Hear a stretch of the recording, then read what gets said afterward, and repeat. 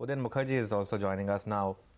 Udayan, good morning. Of course, we want to discuss markets as well, but I'm tempted to ask you, what did you make of this howler from Tata Motors, the biggest single quarter loss from an Indian company? And now the stock's at 150. I've been hearing about bottom formation in Tata Motors since 350. The 350 became 250, now 150. Your thoughts? Morning, Anuj. I've been flagging Tata Motors as a big concern area for some quarters now. But in fact, shortly after Chandrasekharan took over, this problem is just not going away. And Tata Motors, the big problem is that the JLR problems have played out at a time when the global economy was actually fine. I mean, the last couple of years, global economy was pretty okay. And we are now starting to hear murmurs of what might go wrong with Brexit, with a slowdown in Europe and China, with the guidance from US companies not sounding very gung-ho. So we may be entering the global problem and the stock is already at 150. So I shudder to think what may happen if the global economy were to go into a bit of a major slowdown or even a recession-like condition. So Tata Motors, I think JLR numbers were quite a howler. But the big problem is that even from a technical point of view, Tata Motors might easily become the kind of proxy for long-short funds to keep a permanent short position in if the global market were to go sour. There are these basket of stocks everybody hunts for. Earlier, there were the PSUs, where you always carried a short in a long-short portfolio. Tata Motors, by dint of its recent performance and the global problems, might easily fit the bill with that kind of a stock where you always keep a short because that's the proxy for a global weakness if you were to if I were to say it like that. But I want to make a bigger point. You asked me about Tata Motors. I think the halo around the Tata group is beginning to wane somewhat, Anuj, because if you just take out two stocks from the group, TCS and Titan, to a limited extent Voltas, and look at the last 10 years, I'm not saying 1 year, 2 year, 5 years, the last decade performance of the Tata group, Tata Motors, Tata Steel, Tata Power, Tata Chemicals, Tata Communications, Indian Hotels, they've all been, almost without exception, wealth destroyers over 1 decade. And that is a much bigger group problem because, there is a preeminence to the Tata group in the stock market. And I think they may be on their way to losing their salience if it continues because 1 decade is a long enough time frame to analyze a group's performance on whether it's losing its dominance. And I think just those two stocks, TCS and Titan, otherwise the performance has been quite dismal. Udayan, good morning. I take your point about Tata Motors, but even the domestic auto stocks have not been painting a pretty picture, right? I mean, M&M scaled down its tractor guidance, its utility vehicle margins have been under pressure, Escorts also scaled down its guidance. You think that there is the slowdown that is prominent in the auto space, you think it's going to continue for a while? It's getting entrenched, Sonia, and I worry a lot about what M&M is saying about the future. Because, I've always had a great regard for Anand Mahindra because he calls a spade a spade. He doesn't bluff. When things are not good, he says things are not good. When things are good, he calls it that. And M&M talking in such subdued tones about the future makes me worry a little bit. You see brokers talking a lot about rural recovery and this consumption stimulus and what it will do to the market and the economy. And here you see M&M, which is probably your best proxy for the affluent rural segment. They're saying that things are not looking that good for the future. And Maruti's also numbers, whatever they say, are also telling you that. So I think the auto space is telling you that consumption might be slowing down, at least disposable income-led consumption. And that is certainly a worry for the market at a time when consumption is pretty much your only leg which is keeping it up. Well, then stay on. We'll take some more questions from you. For now, let's take the 9-10 calls. Ashwini, what's the stock you're going for? Well, I would think Escorts is a sell with a stop of 670, target of 642. Okay. Sudarshan? While I'm bearish on the main market, there is Bajaj Finance where a buying opportunity exists. So buy with a stop at 2670 and a target of maybe 2750. Okay. And quickly, Mitesh? Sell on a Bosch, keep a stop at 19,080, look for targets close to about 18,500. Okay, all right. So those are some of the calls we can look at as we get ready for trade. Udayan, good morning. I was listening to your point on the Tata Group very carefully, and point really well made and completely taken, which brings me to a larger question. What the last 3-4 months have taught us is that promoter and governance quality has never been more important. look at what happened in Jubilant's case. Yes, the stock has recovered. Or Z, I mean, there are promoter pledges, there are promoters doing some really strange things which completely leave one baffled. How does then one approach some of these marquee stocks as well? It's a one big problem for the market, and surprisingly every Friday you have one accident in the market these days. Sometimes it's Z, sometimes it's something else. But I think this is unnerving a lot of investors. We've discussed this over the last few weeks. Jubilant has not reached that point, but I think such an immature move from the management for such a small sum of money, which they were trying to do but pulled back at the last moment, worries you on why they need, I mean, why is there such a pressing need for small amounts of cash?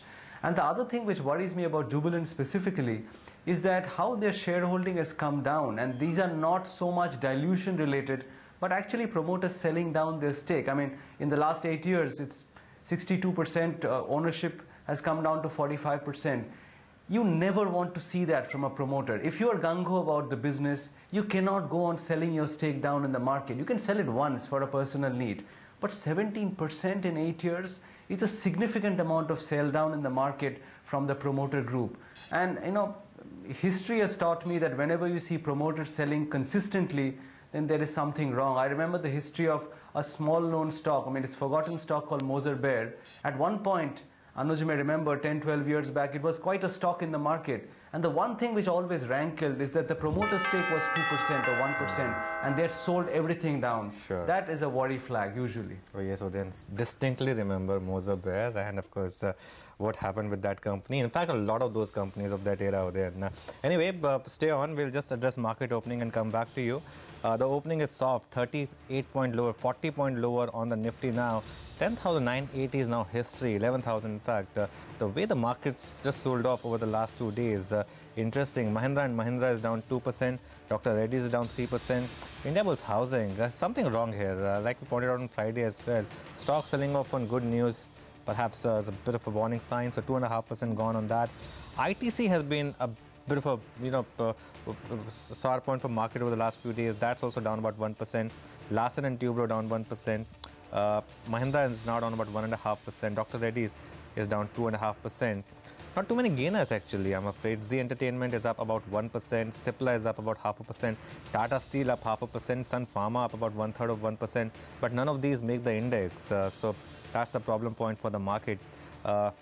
In fact, now the cut's getting deeper. 50 points gone on the Nifty for starters. The Bank Nifty is down about 100 points. Tata Motors down another 2%. Mahindra & Mahindra also down about 2%. And Eicher Motors ahead of numbers now down about 1.5%.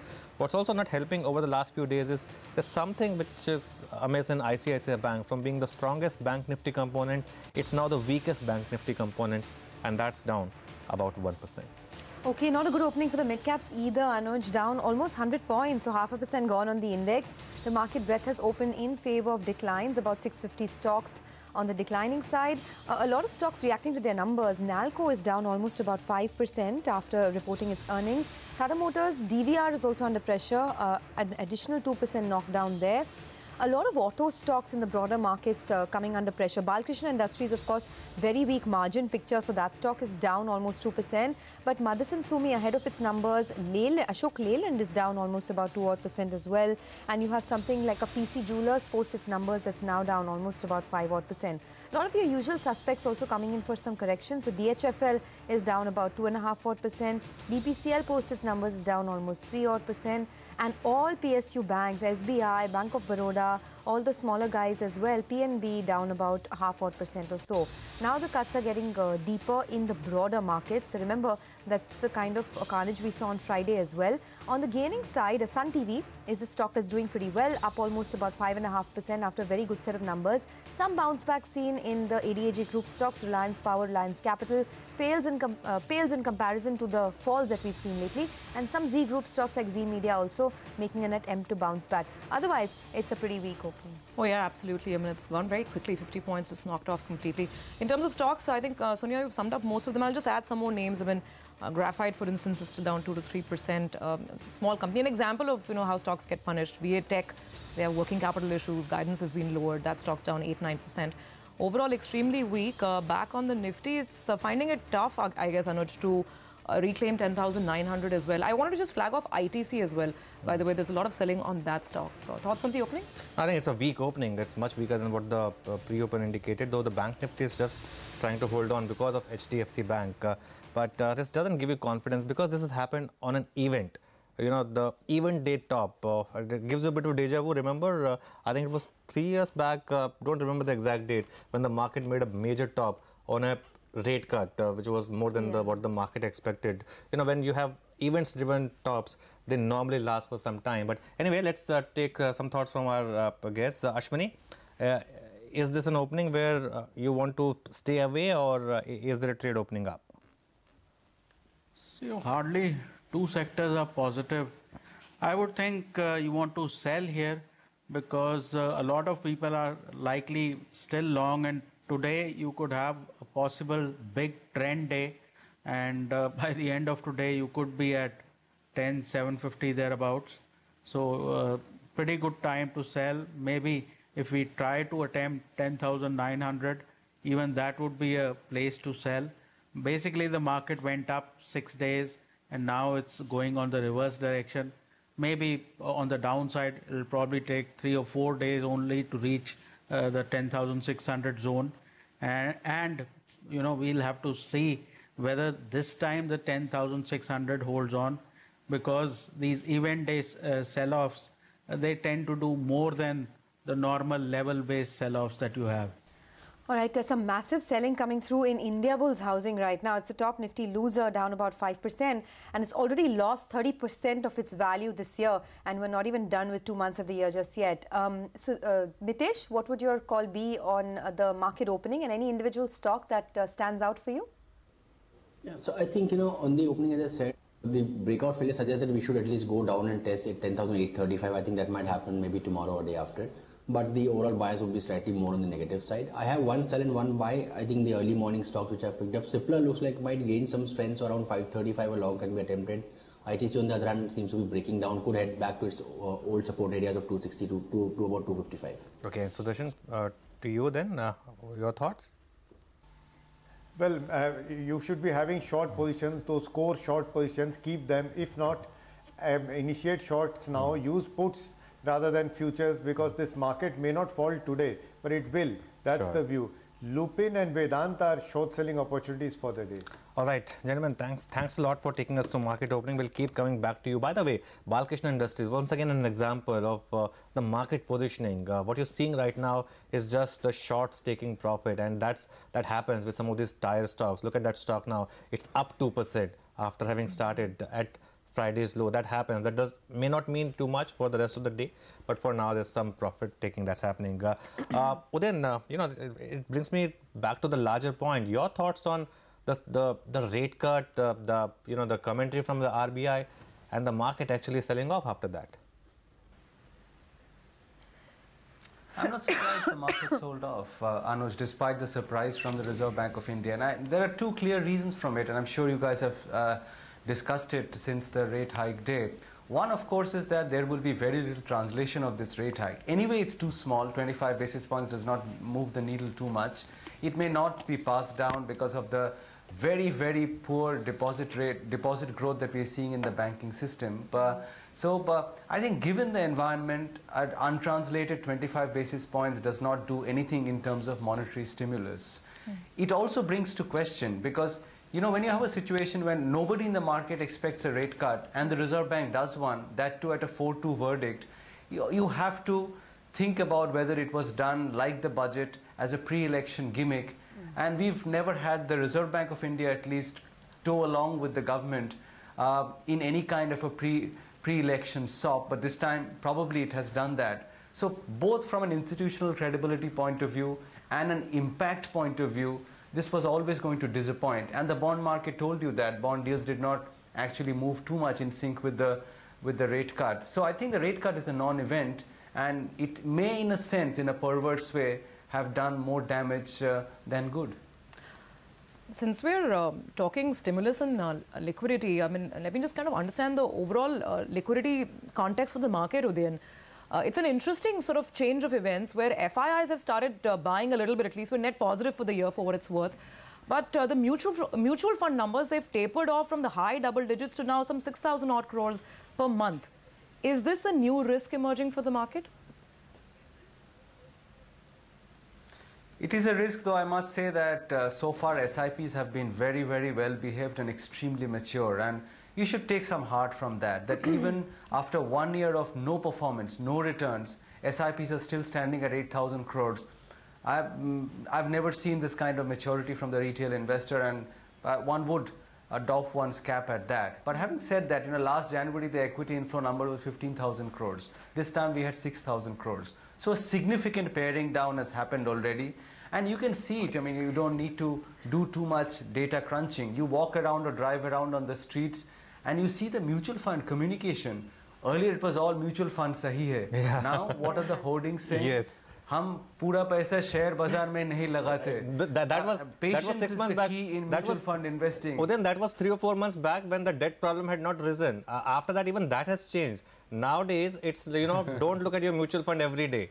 That advertisement is changing. It's changing on a weekly basis. I think what you're pointing to was when before this debt problem came up. Now that the debt funds are also seeing issues, they're talking about don't look at your NAVs on a daily basis. That's what the ads are not talking about. That's correct. That's correct. Yeah, they're saying patience is the key. Don't look at it every day. But even the way the last 1 year has been, they may soon be saying don't look at it every year.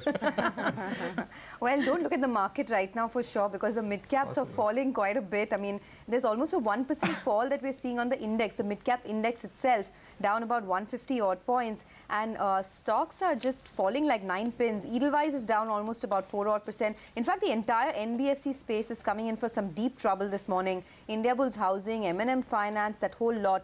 Udayan, this 11,000 mark, I mean, it's pretty much like waiting for Godot, right?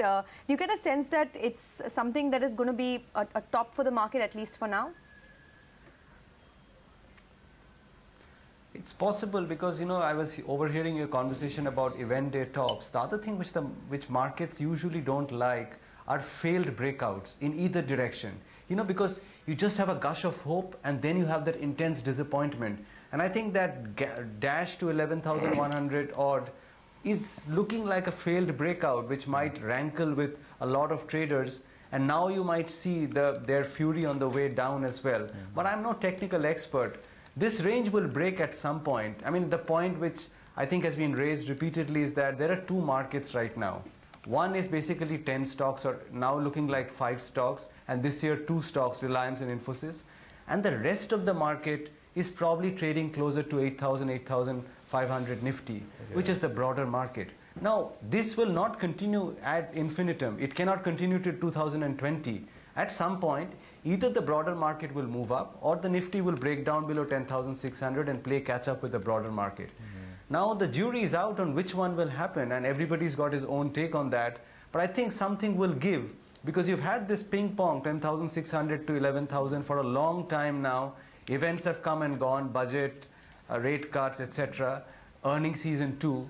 And now the election game is coming and the global game is maturing. So I think we will have a breakout. My guess is in the next couple of months, if not sooner, you'll have a breakout of this range, and that might well be a fairly decisive breakout. Oh yes, in fact, the broader market, 200 F&O stocks within resemble levels last seen at 9,000. I mean, some even lower. And talking about good quality stocks, not the ADAG variety, which is perhaps at 2,000 or 3,000 Nifty levels. Likes of Escorts, Motherson Sumi, even Mahindra and Mahindra kind of stocks. Just before we let you go, I just wanted your thoughts on Yes Bank and ICICI Bank, because Yes, of course, had a big rally post that announcement. ICICI at least was giving an indication that it was leading the market. It was a consensus buy, and sometimes, of course, you worry, you wonder why consensus was getting it so right. And now all of a sudden we started to see that also underperform. Your thoughts? Anuj, the difficult thing to accept is that the market usually gets a sense of something being wrong. And, if you look at, like, Yes Bank had a very good move up after the CEO announcement. It looked like at the 160 bottom was in place. The stock was at 220 and moving higher. And then suddenly this DHFL, the one housing problem, comes to the surface, and it transpires that Yes Bank has some linkages, and the stock has come down to 175, 170 very quickly. And you know, this trio of names, this Yes Bank, Indiabulls Housing, DHFL, I don't know what they have to do with each other, but it's creating that kind of suspicion that there is more than meets the eye. ICICI Bank stock performance is suspicious. There is nothing to suggest yet that there are any skeletons which will come out from this closet, but you never know. I've just been seeing the price action of some of these banking stocks, and it tells me the market always has some inkling about something which is about to crop up, and the price moves ahead of the event being public. So I would be wary about ICICI Bank also. I've been speaking bullishly about ICICI Bank's prospects, and I hold on to that. But somehow it appears that at a time of such news-driven accidents, it's better to be safe than sorry. All right, Udayan, we leave it there today. Thanks a lot for joining us. Always good talking to you. And of course, you know, now that you've spoken about it, perhaps I'll go back and look at some more cases like Moza Bear just to refresh my memory. But thanks a lot for your time today.